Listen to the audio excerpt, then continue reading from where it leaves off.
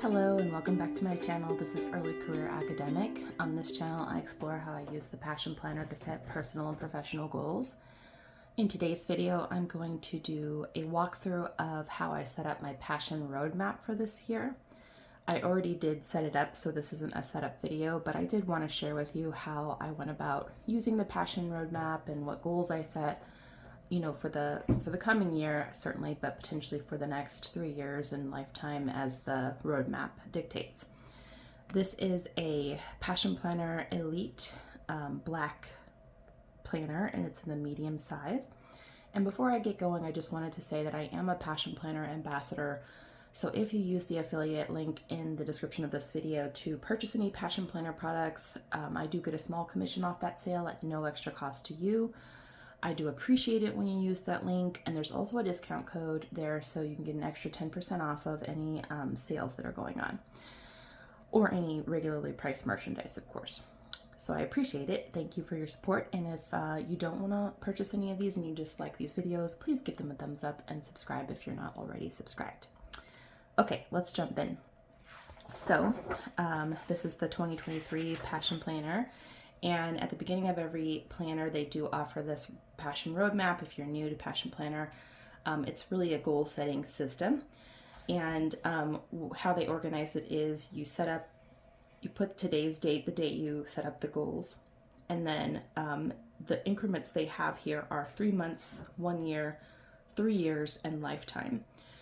I changed this one to 6 months instead of 3 months because I'm an academic and 6 months seems like a semester type schedule. It seems a little bit more like I can envision what I can accomplish in the 6 month period. 3 months is a little too narrow for me because a lot of the projects that I work on do take more time.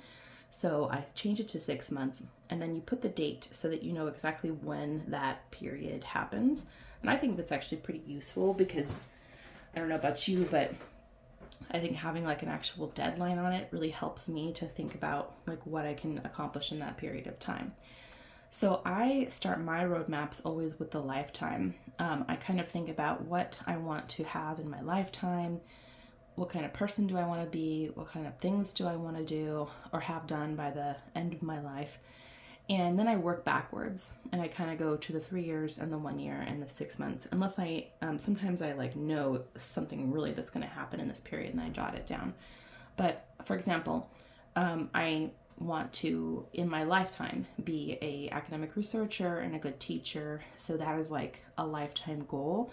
And then when I go through these things, I think like, what goals do I have related to that?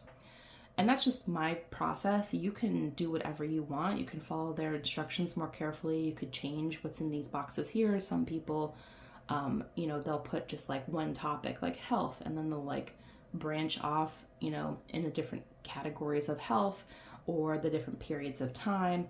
You could do anything you want really, but this is how I go about it. And I kind of like it because then it's like, what am I doing that's leading me towards these bigger goals I have for my life? Are they aligned? I think that's a good question to ask. I mean, not everything has to be aligned, like on here I don't have a pristine house, but I clean all the time. So, like not everything I do is literally like going toward one of these goals, but it's nice to know that some of the things I'm doing are going towards these lifetime goals. So, these I set up lifetime goals include the research and teaching. I want to be an engaged community member. I want to be a traveler, a good mom, have strong bonds with family and friends, and I want to maintain a creative aspect of myself. I also put a host here. That's like, I think a little link to family and friends. I'm not sure like, what I was thinking as it being separate, but really I love hosting parties. I love cooking. I love baking. And I let a lot of that drop off in the last year because, when you're pregnant and you're nauseated, you're just tired all the time. And now I have a newborn, and there's only so much bandwidth you have for stuff like that. But, optimally, we'll have a bigger house someday. We'll be able to have more people over more easily. Right now, it's kind of like challenging with parking and fitting everything into the space. So it's a lifetime goal. It's on my mind. Let's put it that way. And then 3 year goals, I have teach a grad class, come up with another book project and visit Germany. This one's been on there for a while, but thanks to the pandemic, it kept getting shifted forward. We really want to bring Freya to visit my friend that lives in Germany. It would just be an amazing experience for all of us. So it's definitely a 3-year goal. The teach a grad class is not entirely in my control, but now that I am an assistant director of composition, I'm more likely to have that opportunity, and there are things I can do to make this more likely. Like I need to come up with a specific topic and readings, just to be prepared. So that's on there. And then next book project, I may even have that already kind of in the works, another edited collection potentially. I'm not sure though. I put this here because I wasn't sure if I was ever going to go back and tackle like my own book at some point, or just keep doing edited collections. Since I'm not in a research role, I don't have that same pressure that other academics do to have books under, to single author books. And then in the 1 year, in the next year, we would like to have a second child. That's baby 2 here. And that's just because my age, being what it is, there's only so much time left for me to reproduce. It is what it is. So that's one of our goals. We'll see what we can do toward achieving it. And then I want to pick up the digital literary research that I dropped. I did some of it early last year, but I had to drop it for other things. So I want to pick that back up, and that's kind of related to this potential next book project. I want to submit the edited collection I'm working on right now. That's got to happen in the next year, so it's on there. I would like to purchase a new home. That's probably the biggest question mark, is like, can we do that? Will we do that? When will we do it? It's just really hard to have a newborn in the house that we currently have. Our house is a 2-story condo, and it is the most badly constructed design. I don't maybe I'll spend a video telling you guys about it someday, but right now, just suffice to say that we need a new space. And then this I have in the next year, publish my TweetSets article. Now that might change a little now that I'm going to post a video where I set up my academic Gantt chart. And I realized I might not have time for this year.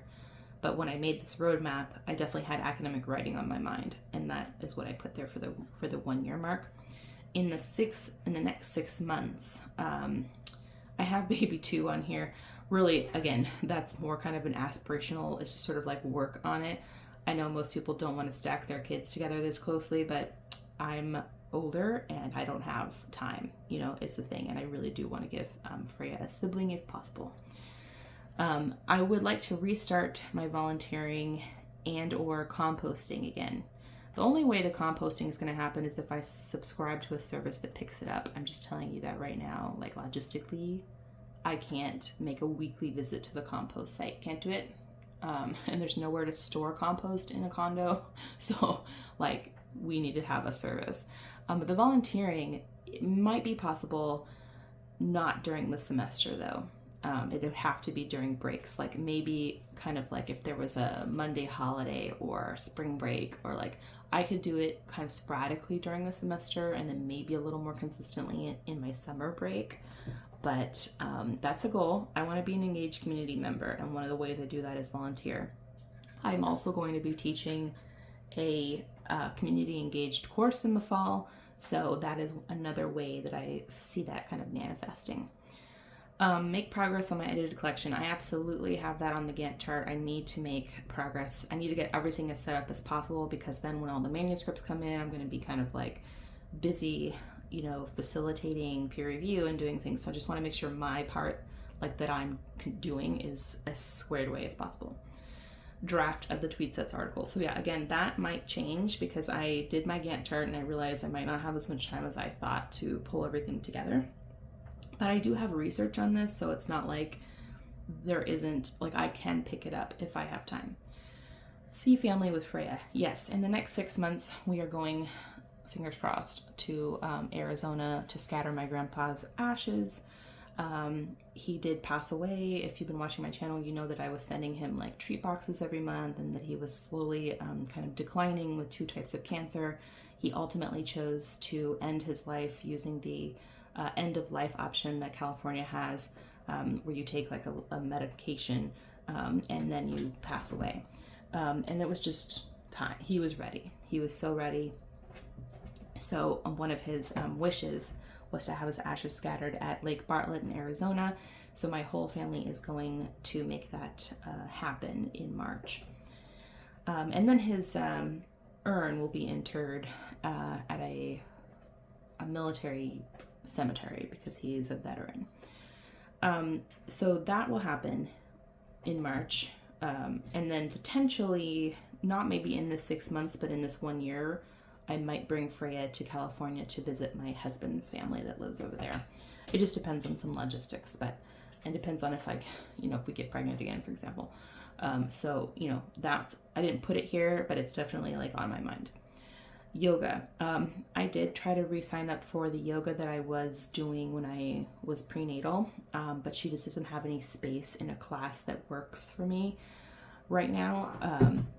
Again, if I get pregnant again, then I can join the prenatal class again, and that will solve itself. But for now, I'm doing yoga just by myself at least once a week.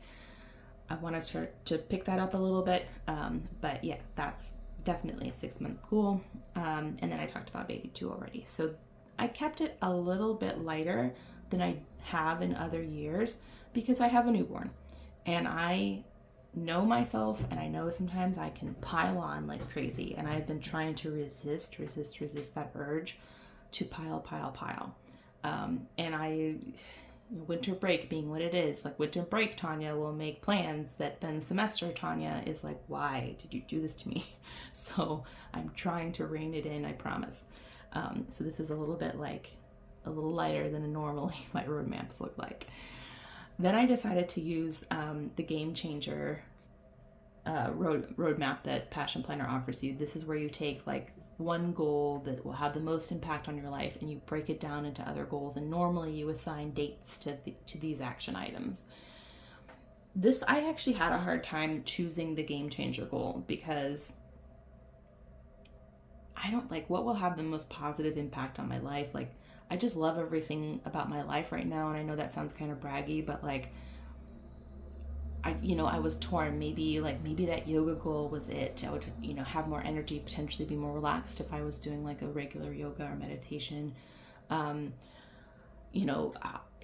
Ultimately I put the Tweet Sets article in here. That's an academic writing goal, and it would have a positive impact on my life. I'm not sure, as I'm juggling my new position and caring for Freya and just trying to get through the spring semester, like if there's any specific game-changing goal that, like, if I want to change the game right now is really the big question. Like, I think I just want to survive the game, but also that's not in my nature. I am an overachiever, as you guys probably have seen on this channel if you've watched it. But also I do like to have projects. I don't like to just kind of toe the line, if that makes sense. So finding a way for me to be that person that I am while also not overwhelming myself is going to be this semester's challenge for sure. So I put a goal in here, like a game changer goal that's academic writing related, because I'm going to do that. Like I'm going to strive to do that anyway. It's not going to change my life dramatically or anything, but I think it might make me feel a little better about all the harder parts of teaching, admin, baby care, if I'm like working on a project that's just for me essentially, and for the discourse community that I'm writing for. So I think that's the way I want to go with this game changer goal. So anyway, I put the article in here and I put some action items, like finding a journal I want to submit to, workshop a draft with my writing group, schedule a writing retreat. We actually did that. Ooh, I can check it off. We did this. And then read and take notes on current literature, write through the data that I have, find more research. So definitely some action items there. But as I told you earlier, this might be a similar type of goal, but for a different project, only because I have deadlines that supersede this paper that doesn't have a deadline. So that is my passion roadmap. And just in case you're unfamiliar with how this is supposed to work, so you don't just set it and forget it. each time you set up a new month, you are supposed to come take a look at these personal projects and work projects. You're supposed to take a look at the roadmap and ask yourself, like, what on here do I want to tackle in this month? And then when you set up a week, you come to this month and you look and you say, what do I want to tackle in this week? And that way, like, what you're doing is aligned with your goals. That's the point, really, of Passion Planner, is so that you're pursuing your passions and you're not just sort of like, working and living without pursuing those passions. You're not just scheduling what you have to schedule, you're also scheduling time to work on the things that you want to work on. And if we flip to the current week, there we go. You can see that I went ahead and I got the sticker from, I think this is from the New Year, New Goals sticker book. And this week's Game Changer is academic writing, aligned with this Game Changer that I set up here. And that's really just so that I could get my ducks in a row. I needed to do the Gantt chart to figure out exactly when I should be working on what. We have a writing retreat later today, the day I'm filming this, which is going to be amazing. It's going to kind of jumpstart that, hopefully. Also setting up an ideal week schedule so that I am thinking about when I'm going to squeeze the academic writing in each week. It's probably going to be fairly minimal, especially since I don't know what my workflow is going to look like yet, but I want to try to make time for it every week if possible. So that is how that works. Okay, that's the end of this video. Nice, short and sweet, hopefully. And I appreciate that you watched this. I would love to know, do you use the Passion Roadmap? If you do you do it like this? Do you do some other version? Is there some other goal setting system that works for you? I would love to know. And if you enjoyed this video, can you please give it a thumbs up and subscribe if you're not already? Please stay tuned. I have more awesome videos coming your way, and have a good week.